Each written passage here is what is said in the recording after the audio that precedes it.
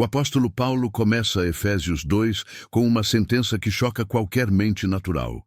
E vos vivificou, estando vós mortos em vossas ofensas e pecados. Mortos. Essa é a palavra que define toda a humanidade fora de Cristo.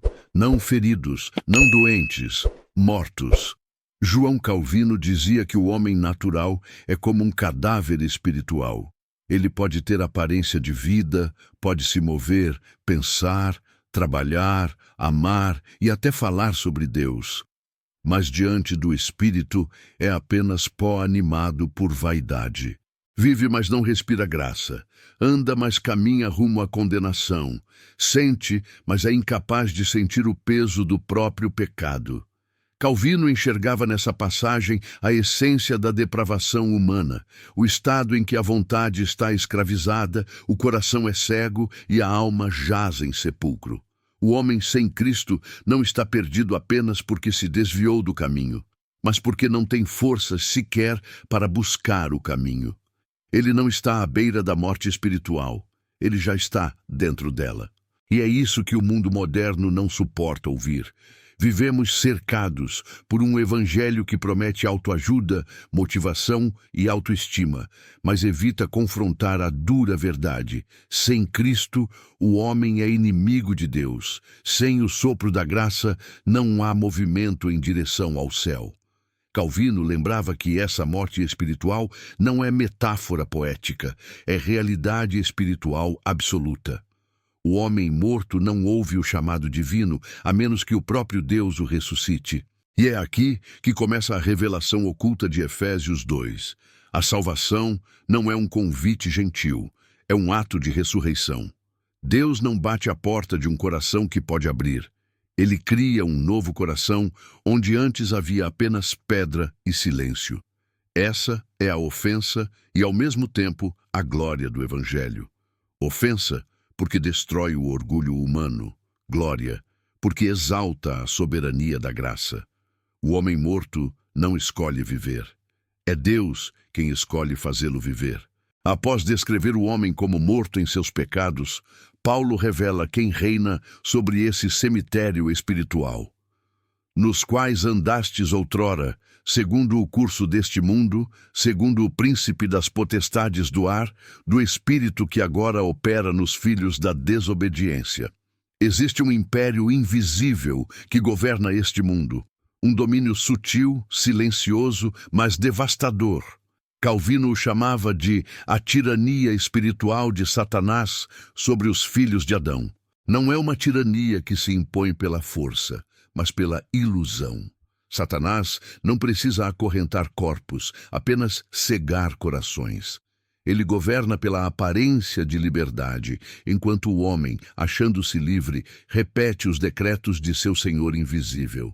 A sociedade moderna chama isso de seguir o próprio coração, mas Calvino via aí o engano supremo, porque o coração humano é o trono do inimigo, até que Cristo o destrone. O curso deste mundo é a corrente onde todos nós nascemos imersos, nadando inconscientemente em direção à perdição. E o príncipe das potestades do ar é quem sopra o vento que move essa corrente. Calvino dizia: enquanto o homem vive sem o Espírito de Deus, ele é escravo do diabo, mesmo quando pensa agir por vontade própria. O império das trevas não se manifesta apenas em atos de maldade explícita. Ele opera também na vaidade, na indiferença e no orgulho religioso. Ele se disfarça em luz, veste-se de cultura, de moralidade, até de fé, contanto que essa fé não aponte para Cristo como único Senhor. Paulo chama esse domínio de o espírito que agora opera nos filhos da desobediência. Não é apenas influência, é operação ativa. Há uma energia sombria que mantém o homem longe da verdade, como um véu entre a alma e a glória de Deus. E é por isso que a graça é tão ofensiva, porque quando ela chega, ela quebra o império inteiro. Ela não apenas convence, ela liberta. Não apenas ilumina, ela destrona o príncipe deste mundo dentro do coração humano. Efésios 2 revela algo que poucos têm coragem de admitir. O homem sem Cristo não vive num mundo neutro. Ele vive em território ocupado. E até que o Rei da Glória invada sua alma, ele continuará respirando o ar de um império que o odeia, mas o faz acreditar que é livre. Efésios 2 continua desmascarando uma das maiores ilusões do ser humano, a ideia de que ele é livre. O apóstolo diz: entre os quais todos nós também antes andávamos, nos desejos da nossa carne, fazendo a vontade da carne e dos pensamentos. A verdade é dura, mas libertadora. O homem natural não é livre. Ele é escravo, e seu senhor é o próprio desejo. João Calvino chamava isso de a servidão da vontade, ecoando as palavras de Agostinho e depois afirmadas por Lutero. Ele dizia que a vontade do homem, desde a queda, foi corrompida em sua raiz. O pecado não apenas manchou o homem, ele o deformou completamente. Agora, a mente está cega, o coração é enganoso e a vontade é inclinada sempre para o mal. O homem se gaba de suas escolhas, mas todas elas nascem do mesmo terreno infértil, um coração rebelde. Ele escolhe o pecado como o peixe escolhe a água, porque é o único ambiente em que pode respirar. Ele acredita ser livre, mas sua liberdade é uma prisão dourada. Faz o que quer, mas só quer o que o destrói. Calvino dizia que a vontade humana é como um cavalo sem rédeas, guiado pelo diabo como cavaleiro. Não há neutralidade, não há meio termo entre luz e trevas. Ou o homem é guiado pelo Espírito de Deus, ou é arrastado pelas paixões da carne e pelas vozes do mundo. E o mais chocante é que essa escravidão não se impõe à força, ela seduz. O homem ama suas correntes. Ele não clama por liberdade, porque acredita já possuí-la. Ele não busca o libertador, porque não reconhece estar cativo. É por isso que a graça é tão necessária quanto irresistível. Se dependesse da vontade humana, ninguém jamais seria salvo. Mas o Deus de Efésios 2 intervém. Ele não espera o homem querer, ele desperta o querer. Ele não convida o pecador a levantar, ele o ressuscita. Essa é a diferença entre religião e evangelho. A religião diz, tente ser livre. O evangelho diz, Cristo já veio quebrar suas correntes. A escravidão da vontade é o pano de fundo da maior revelação de Efésios 2. A salvação é obra exclusiva de Deus, do início ao fim. Porque só quem criou a alma pode libertá-la das garras da carne, e só quem sopra a vida pode fazer o morto desejar a santidade. Até aqui, Efésios 2 pinta o retrato mais sombrio possível da condição humana. Mortos, escravos, inimigos de Deus. Tudo parece perdido. Mas então, duas palavras surgem, e o universo espiritual inteiro muda de tom. Mas Deus, que é riquíssimo em misericórdia, pelo seu muito amor com que nos amou. Essas duas palavras são o coração do Evangelho. Mas Deus é o ponto em que a história muda de direção, não porque o homem deu um passo em direção ao céu, mas porque Deus desceu ao inferno do nosso estado e nos trouxe de volta à vida. João Calvino dizia que esse "mas Deus" é a ponte entre a condenação e a graça, entre o abismo e o trono. É o contraste entre o que o homem merece e o que Deus decide oferecer. A humanidade, por natureza, estava morta, cativa e sem esperança. Mas Deus não suportou deixar o pó no pó. Ele entrou em nossa miséria, não por necessidade, mas por puro amor soberano. Observe, Paulo não diz, mas nós nos arrependemos, nem, mas nós escolhemos Deus. Ele diz, mas Deus, porque a salvação começa em Deus, se move por Deus e termina para a glória de Deus. Calvino via aqui o brilho da soberania divina. O amor que não depende de mérito, o perdão que não depende de esforço, a vida que vem de fora para dentro, do céu para o coração. Ele escrevia, se Deus não tomasse a iniciativa, nenhuma carne jamais se voltaria a ele. O homem, deixado a si mesmo, afundaria eternamente na morte. O mas Deus de Efésios 2 é a linha divisória entre o inferno e o paraíso. É o instante em que a eternidade invade o tempo, em que o cadáver espiritual sente o primeiro sopro da vida divina. É o momento em que o inimigo de Deus é transformado em filho amado. E esse é o mistério. Deus não esperou que o homem o buscasse. Ele veio ao encontro do homem. Ele não amou porque viu algo digno em nós. Ele amou apesar de nós. A graça não encontrou beleza. Ela criou beleza onde só havia cinzas. Mas Deus... Essas palavras ecoam por toda a eternidade, porque em cada história de redenção, em cada testemunho, em cada alma salva, sempre haverá esse mesmo divisor de águas: mortos, mas Deus; perdidos, mas Deus; inimigos, mas Deus. E é nesse contraste que o Evangelho revela sua glória mais pura, a glória de um Deus que transforma sepulturas em altares. Estando nós ainda mortos em nossas ofensas, nos vivificou juntamente com Cristo. Pela graça sois salvos. Há uma força divina que atravessa a eternidade e toca o coração humano como um relâmpago vindo do céu. Essa força é a graça, o poder que não apenas convida, mas cria vida, onde antes só havia poeira e silêncio. Calvino dizia que a graça de Deus não é um favor oferecido, é um milagre realizado. Ela não depende da resposta humana, porque é a própria graça que cria a resposta. O homem morto não escolhe viver, é a vida que o escolhe. E quando essa vida chega, as correntes da morte se quebram como teias diante do fogo do Espírito. Paulo usa uma palavra poderosa: vivificou. Não é uma reforma moral, não é um despertar emocional, é ressurreição. Deus não melhora o pecador, Ele o recria. Ele não limpa o velho coração, Ele o substitui. O mesmo poder que levantou Cristo dentre os mortos é o poder que levanta o pecador de sua sepultura espiritual. Calvino via nisso o maior ato de soberania divina, porque nada é mais impossível do que dar vida a quem está espiritualmente morto. E ainda assim, é exatamente isso que a graça faz. Ela invade o túmulo da alma, rompe as trevas e diz como Jesus disse a Lázaro: vem para fora. E o morto vem. Não porque pode, mas porque a palavra cria poder no chamado. Assim como o haja luz no princípio fez existir o sol, o vem de Cristo faz existir fé. A graça não negocia com o pecado, ela o destrói. Ela não pede permissão à vontade humana. Ela a transforma. Ela não apenas oferece salvação, ela a realiza.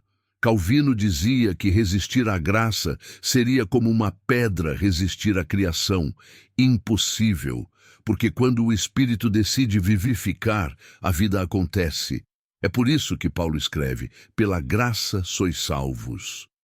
Não por decisão, não por mérito, não por esforço, mas pela intervenção soberana de Deus. E essa é a revelação oculta de Efésios 2. A graça não é um consolo, é um ato de guerra. É Deus descendo ao campo inimigo, invadindo a morte, arrancando o pecador de suas correntes e o colocando em Cristo.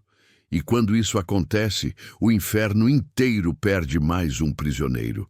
Paulo escreve: e nos ressuscitou juntamente com ele, e nos fez assentar nos lugares celestiais em Cristo Jesus. Mas antes disso ele lembra: éramos por natureza filhos da ira, como também os demais. Aqui está o contraste que define toda a teologia cristã. A ira e a misericórdia se encontram. Antes da graça, estávamos sob o justo juízo de Deus. Não apenas cometíamos pecados, éramos o próprio alvo da ira divina. Nossa natureza, nosso coração, nossos desejos, tudo em nós clamava por condenação. João Calvino dizia que o homem, em seu estado natural, carrega dentro de si o inferno em miniatura. Uma disposição interna que se levanta contra o Criador. A ira de Deus, portanto, não é capricho, mas justiça perfeita. Deus seria injusto se não se irasse contra o pecado. Mas o milagre do Evangelho é que esse mesmo Deus irado decidiu amar. E é aqui que a regeneração brilha como um milagre. Deus não apenas perdoa o pecador, ele o transforma. Ele não apenas remove a culpa, ele dá nova vida. O pecador não é apenas absolvido, ele é recriado em Cristo. Calvino via na regeneração o ponto culminante da graça, a substituição da natureza velha pela nova, a troca da ira pela adoção. O mesmo Deus que outrora julgava, agora chama Filho. Aquele que estava debaixo da maldição, agora se assenta com Cristo nos lugares celestiais. O pó é colocado ao lado do trono, o inimigo é feito herdeiro, o condenado se torna templo do Espírito Santo. É impossível compreender isso com a razão natural. A mente humana só entende mérito, mas a graça é escândalo. Ela exalta o indigno, levanta o que não merece e perdoa o que não pode pagar. E faz tudo isso sem violar a justiça, porque Cristo foi o substituto perfeito. Recebeu a ira para que pudéssemos receber a misericórdia. Assim, Efésios 2 revela algo mais profundo que uma simples mudança moral. É uma mudança de trono. O pecador sai do império da ira e é transportado para o reino do Filho amado. Deus não apenas nos tirou da morte, Ele nos colocou em Cristo, e onde Cristo está, já estamos também nós, assentados nos lugares celestiais, guardados, perdoados e amados. A regeneração é o milagre silencioso que o mundo não entende, mas o céu celebra. Um coração que antes odiava a luz, agora se deleita nela. Uma alma que antes fugia de Deus, agora o chama de Pai.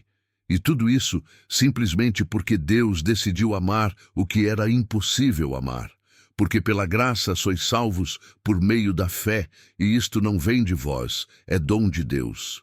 Efésios 2:8. Poucos versos desarmam tanto o orgulho humano quanto este. Aqui Paulo destrói qualquer possibilidade de vanglória, qualquer espaço para mérito, qualquer centelha de autossalvação.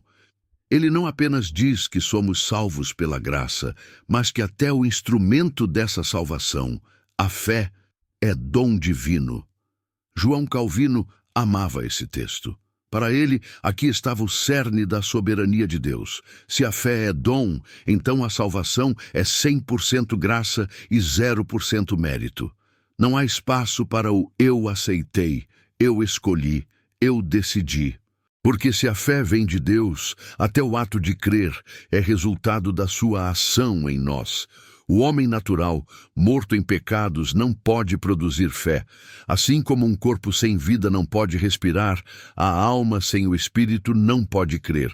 Por isso, Calvino dizia, a fé é o pulmão que Deus cria no coração regenerado para que ele respire a graça.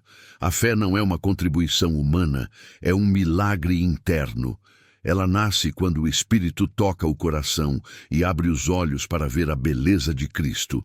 Antes o Evangelho era loucura, agora é vida. Antes a cruz era escândalo, agora é tesouro. E o que mudou? Deus abriu os olhos. Essa é a lógica divina da salvação. Deus escolhe, Cristo redime, o Espírito desperta e o homem crê. Tudo vem do alto, tudo é dom. O orgulho religioso odeia essa verdade, porque ela destrói a narrativa do eu fiz algo. Mas é justamente isso que torna o Evangelho glorioso. Ninguém pode se gloriar. Toda a glória vai para Deus, do início ao fim.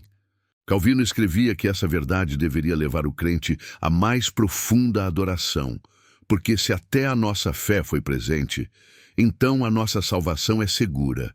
Ela não depende da constância do homem, mas da fidelidade de Deus. E se Deus nos deu fé, Ele mesmo a sustentará até o fim. Em Efésios 2, Paulo não está apenas explicando doutrina. Ele está mostrando o plano eterno do céu. Deus salva pecadores para que ninguém ouse dizer que foi por si mesmo. A fé é dom. A graça é dom. A vida é dom. E toda boca é silenciada diante da majestade do Deus que faz tudo para a sua própria glória.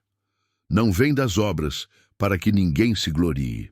Efésios 2:9. Aqui Paulo fecha a porta de toda a vanglória humana. Depois de afirmar que a salvação é pela graça e que até a fé é dom de Deus, ele conclui: não vem das obras, ou seja, não há espaço para mérito algum. João Calvino via nesse versículo o fim de toda religião que tenta negociar com Deus. Porque se a salvação dependesse de qualquer obra, mesmo mínima, o homem teria do que se gloriar. E se ele tivesse algo de que se gloriar, a cruz perderia o sentido. O orgulho humano sempre quer um papel na própria redenção. Quer acreditar que fez algo, que contribuiu, que ajudou Deus no processo. Mas o Evangelho destrói esse ídolo interior. Ele diz: você não ajudou na sua salvação. Você foi salvo apesar de si mesmo. Calvino escrevia que o homem é incuravelmente inclinado à vaidade de se julgar capaz.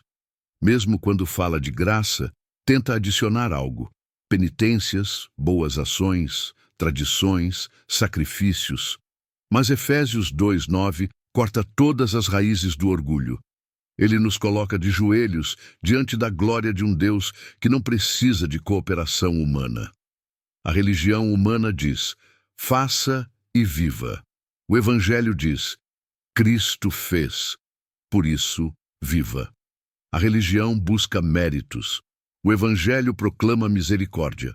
A religião tenta subir até Deus. O Evangelho revela um Deus que desceu até nós. E é por isso que o verdadeiro Evangelho é tão odiado, porque ele humilha o homem para exaltar Deus. Ele nos lembra que até as melhores obras sem Cristo são trapos de imundícia, que até a moralidade mais pura é manchada pela intenção egoísta de ser aceito, e que nenhum esforço humano pode ressuscitar quem está morto. Calvino dizia: a salvação é como uma coroa, mas só pode repousar sobre a cabeça de quem já está prostrado diante de Deus. Efésios 2 destrói toda tentativa de autopromoção espiritual.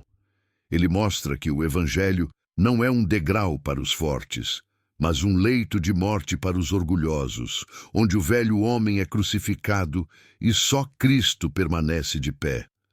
O homem quer se gloriar, mas a cruz sussurra: aqui não há glória para ninguém, exceto para Deus.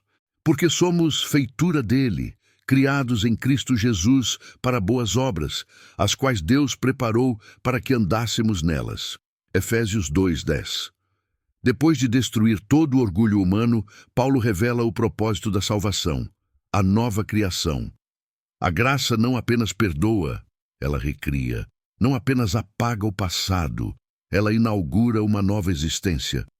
Calvino dizia que este versículo é a assinatura do artista divino sobre sua obra-prima.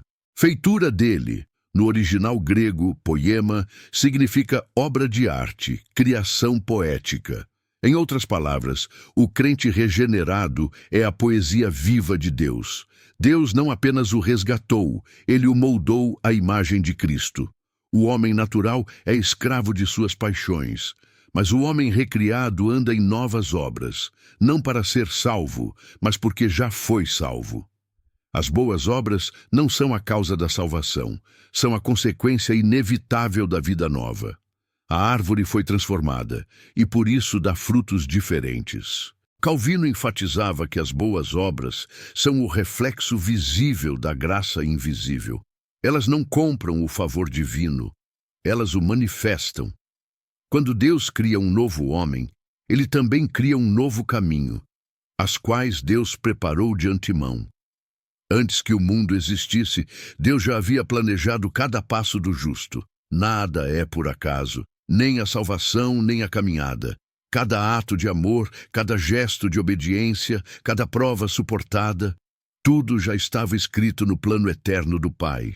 E é aqui que Efésios 2 se torna uma revelação de identidade. O cristão não é apenas alguém que foi perdoado, ele é um novo ser, recriado em Cristo para refletir o próprio Cristo. O velho homem morreu, e agora o novo vive, não mais para o mundo, mas para a glória de Deus. Calvino via nisso a beleza da santificação, o processo pelo qual Deus não apenas nos declara justos, mas nos torna semelhantes ao seu Filho. Cada dia, cada queda, cada arrependimento, cada vitória, tudo faz parte da escultura divina que o Espírito está esculpindo dentro de nós. Portanto, Efésios 2:10 é o grito triunfante da graça. Fomos salvos para viver de modo santo. Fomos libertos para servir. Fomos criados de novo para que o mundo veja em nossas obras o reflexo do Criador. A graça que nos salvou é a mesma que nos envia. E o novo homem em Cristo não vive mais para o pecado. Ele vive para anunciar, com a própria vida, a beleza daquele que o fez nascer de novo, as quais Deus preparou de antemão para que andássemos nelas. Efésios 2:10. Efésios 2 não apenas nos mostra que somos criados em Cristo para boas obras, mas que essas obras já estavam planejadas antes mesmo de nascermos. Antes que a primeira estrela brilhasse no céu, antes que o tempo fosse medido, Deus já havia traçado cada passo do seu povo. Cada vitória, cada desafio, cada ato de amor ou serviço, tudo está sob o mapa divino, planejado com sabedoria infinita. João Calvino chamava isso de a perfeita presciência e providência de Deus. Nada escapa ao seu olhar, nada acontece fora do seu propósito. A vida do crente não é uma série de acasos ou escolhas solitárias. É a execução de um plano eterno que glorifica a Deus. Essa verdade tem duas implicações poderosas: segurança e confiança. Nada que acontece na vida do cristão é perdido. As quedas, dores e provações não são acidentes, são peças no mosaico da glória de Deus. Se Deus preparou essas obras de antemão, Ele também nos equipa para cumpri-las, passo a passo, em fidelidade e dependência. Propósito e missão. O crente não caminha sem direção. Não somos marionetes sem vontade. Somos viajantes guiados por um mestre que conhece o caminho. Cada obra que realizamos, cada ato de serviço ou testemunho, foi preparado para refletir sua glória e edificar sua igreja. Calvino via nessa perspectiva o caráter soberano e misericordioso de Deus, atuando lado a lado. De um lado, ele determina o caminho. Do outro, ele nos dá forças, dons e fé para percorrê-lo. A graça não nos salva apenas para nos tirar do pecado. Ela nos coloca em um trajeto intencional, cheio de propósito e frutos eternos. Efésios 2:10 é um lembrete da imensidão do plano de Deus. Somos criados para mais do que simplesmente existir. Somos recriados para andar nas obras preparadas por Deus, obras que falam de amor, justiça, misericórdia e poder divino. Cada passo do cristão é, portanto, uma evidência viva de que a graça não apenas salva, mas transforma e dirige. O passado foi redimido, o presente é guiado e o futuro já foi planejado pelo Senhor. Nada escapa ao cuidado de Deus e cada obra boa é a assinatura da mão criadora sobre a vida de cada eleito. Portanto, já não sois estrangeiros nem forasteiros, mas concidadãos dos santos e membros da família de Deus. Efésios 2:19. Antes da graça, o homem estava fora de casa. Vivia como estrangeiro, sem vínculo, sem direção, sem pertencimento. O mundo parecia ser sua pátria, mas era apenas um campo de exílio. O inimigo reinava e a alma não tinha cidadania. João Calvino via nesse versículo a beleza da adoção espiritual. De estranhos, fomos transformados em membros da família de Deus. Não mais marginalizados ou perdidos, agora temos um lugar seguro, uma identidade eterna e um lar que nunca será destruído. A metáfora de cidadania é poderosa. Um cidadão desfruta direitos, proteção e participação ativa. O cristão, antes isolado e vulnerável, agora tem acesso ao tesouro do céu, é protegido pela mão de Deus e participa da missão divina na terra. Ele não é mais um vagabundo espiritual, é herdeiro, copartícipe e testemunha da glória de Deus. Calvino ressaltava que essa nova identidade não é apenas teórica. Ela transforma a vida diária. O estrangeiro teme o futuro. O cidadão confia no plano divino. O estrangeiro anda em dúvida e desespero. O cidadão caminha em propósito e esperança. O estrangeiro busca a aceitação humana. O cidadão vive para agradar ao seu Rei eterno. Efésios 2 revela que a salvação não é apenas vida eterna futura, mas transformação presente de identidade. Aquele que estava perdido em alienação, agora pertence a um povo santo. Aquele que estava sob condenação, agora tem direitos e privilégios no reino de Deus. Aquele que não tinha lar, agora tem uma família celestial que o sustenta, guia e protege. Assim, a graça não apenas nos salva da morte, ela nos integra em um reino, nos dá uma história, uma comunidade e um futuro seguro.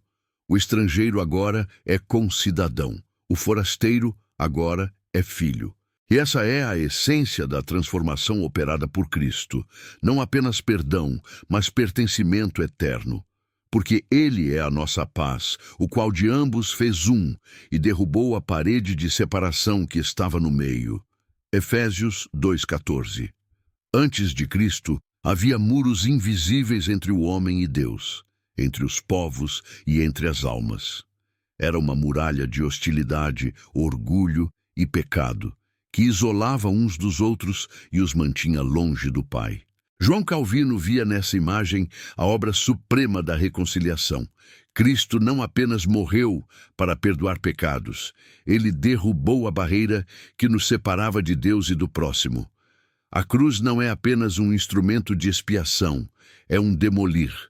A muralha da separação pode assumir muitas formas: orgulho, ódio, preconceito, legalismo ou indiferença. Mas a paz de Cristo não apenas suaviza, ela une.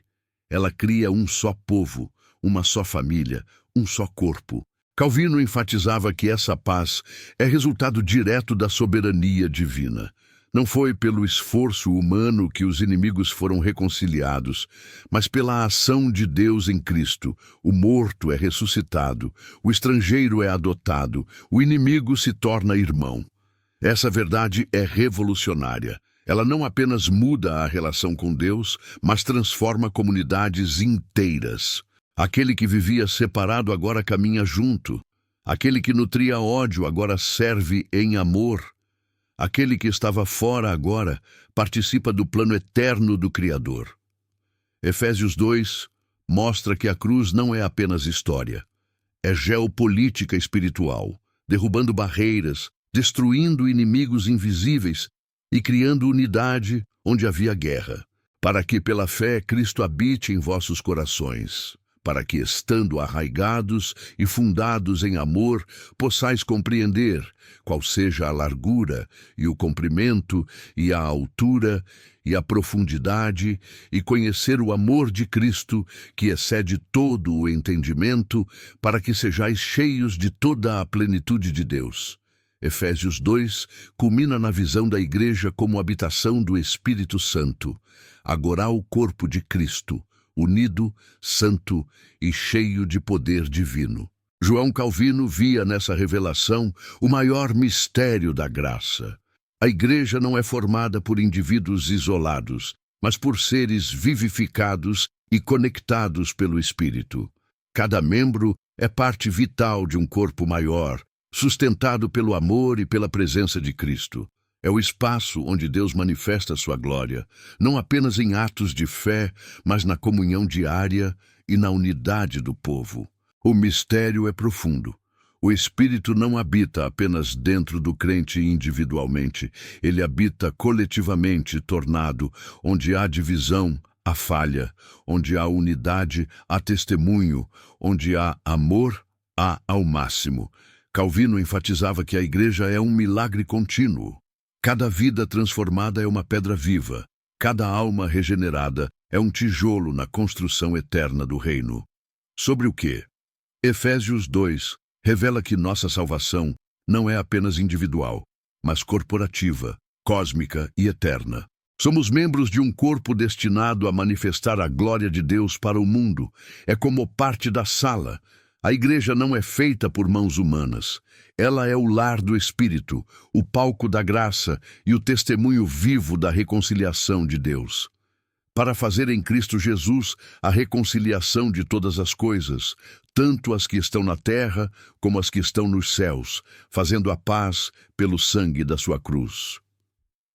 Efésios 2 não trata apenas da transformação do indivíduo, mas do grande plano cósmico de Deus. Em Paz de João Calvino viu aqui a majestade da soberania divina. A obra dela transcende o tempo, o espaço e a condição humana. Elaum, restaurando a ordem que foi quebrada pelo pecado. O Evangelho é a ponte entre mundos. O céu, outrora distante, agora toca a terra. O trono de Deus se reflete no coração humano. O Espírito Santo, habitação da Igreja, conecta a realidade visível e invisível.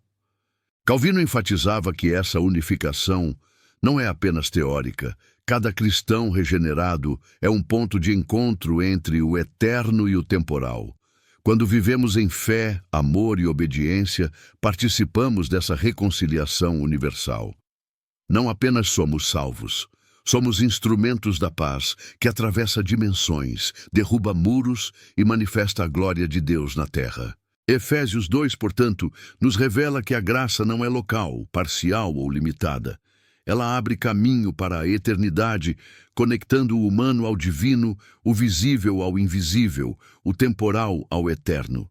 O Evangelho não apenas salva indivíduos, ele reordena o cosmos, e é nesse contexto que cada crente encontra seu propósito: participar da obra de Deus que unifica céu e terra, não como espectadores, mas como cidadãos, membros e testemunhas da plenitude do seu plano. Assim, pois, vós já não sois estranhos, nem forasteiros, mas concidadãos dos santos e membros da família de Deus. Efésios 2:19.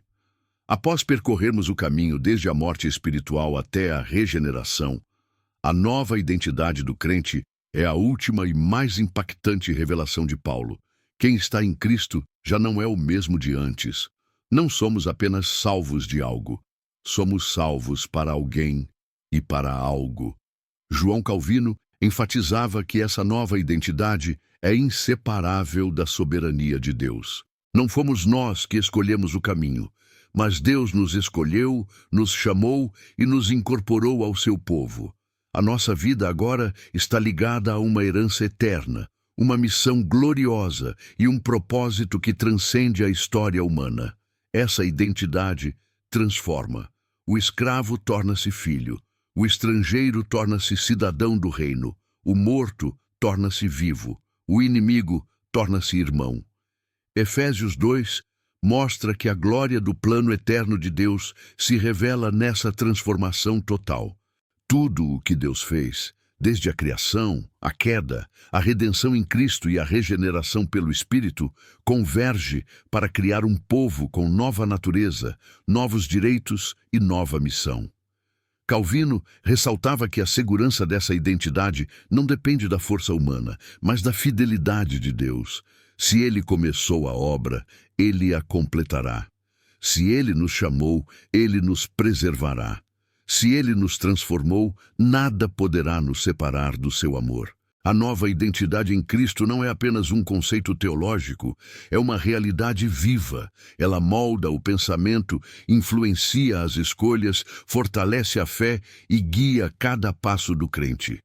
E, acima de tudo, revela a glória eterna do plano de Deus, onde cada vida regenerada é testemunho do poder e da sabedoria divinos. Efésios 2 nos mostra, portanto, que a salvação é muito mais que perdão. É transformação, pertença, missão e eternidade. O crente não apenas sobrevive à queda, ele vive na plenitude da graça, da paz e da glória de Deus, refletindo para o mundo a grandeza de seu plano eterno. Se você percebeu a profundidade desta mensagem, a soberania de Deus e a transformação que só Ele pode operar, Não deixe que esta revelação se perca. Inscreva-se agora no canal Verdade Sem Filtro para não perder os próximos vídeos que desvendam os mistérios do Evangelho de João Calvino. Deixe seu like porque ele mostra que você valoriza a verdade que muitos tentam esconder. E ative o sininho para ser avisado sempre que publicarmos conteúdos que vão direto ao coração, confrontando, edificando e transformando vidas. Lembre-se, entender a revelação oculta de Efésios 2 não é apenas aprendizado, é uma oportunidade de viver na plenitude da graça de Deus. Não perca essa chance de mergulhar mais fundo na palavra e na sabedoria de Calvino.